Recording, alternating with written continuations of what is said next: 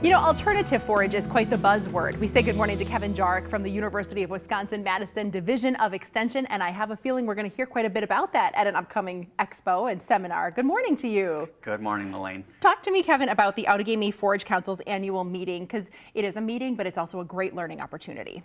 Absolutely. Every year the Forage Council gets together to have their annual business meeting, but we have an educational seminar and a fundraising auction as a part of that. So the meeting will start at 10 o'clock, 9:30 registration. We've got 2 speakers before lunch. We've got a panel that's going to be an all-star panel. After lunch, we'll have our business meeting, and then we'll wrap up with the fundraiser auction. Talk to me a bit about the diverse speakers you have on the panel. So we're going to lead with our high cards. We really got 3 aces here, so remember that if we're talking about poker. So we start with Abel Amenis. He's from Dodge County. He has 1,800 cows, and he has 2,200 acres he runs. He does custom manure hauling, does custom chopping, and is a farmer, so really diverse. You've got Rob Bender, who's a partner and a consultant with GPS Dairy Consulting, and so he travels not just in Wisconsin, but advises in the upper Midwest on nutrition and whole farm management.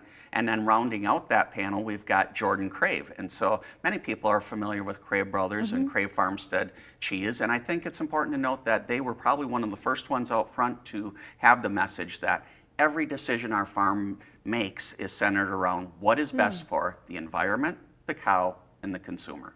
We talked a bit about the alternative forages conversation.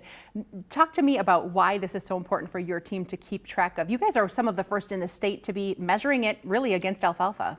So when we talk about alternative forages, we've got the traditional ones that are our winter cereals, and our panel is going to tackle the alternative forages from the winter cereals end with manure and corn silage. But then we also have alternative forages that have stepped up in the absence of alfalfa when we had 2018, 2019, 2020. And so those are forages that we've been collecting research on. I can tell you, yes, there is no other place in the nation that's collected the data that we have. What we've established is that these products can be incorporated into lactating dairy herd as far as the quality. We've got some really good yield data, and we're going to be able to show farmers how, yes, corn silage and alfalfa are traditional leads, but these alternative forages are in the mix. When we're looking at this year ahead, we know that farmers cut back in areas simply because of expenses, fertilizer being one of those spots. Is it too early to tell how that has impacted our standing alfalfa?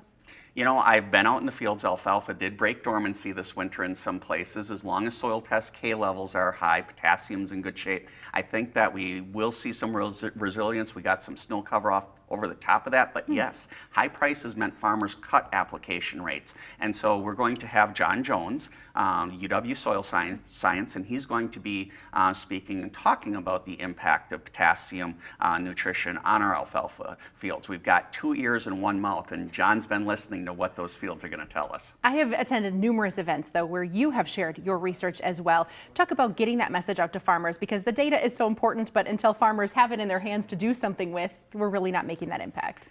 That's what applied research is. And so I'm the last speaker in the 4 I've already mentioned, and I'm going to spend time talking about the results of the studies we've been doing here with the Midwest Forage Association, looking at cocktail mixes, which are a very diverse mix of species. And we've been doing nitrogen rate tests on them, and we've got some great quality data to share with people, but we're also going to get down to the bottom line, the economics. How do these things compare? How do they fare? And what should farmers be looking for if they want to incorporate them into their farm? Well, keeping track of my poker hand sounds like a full house, perhaps.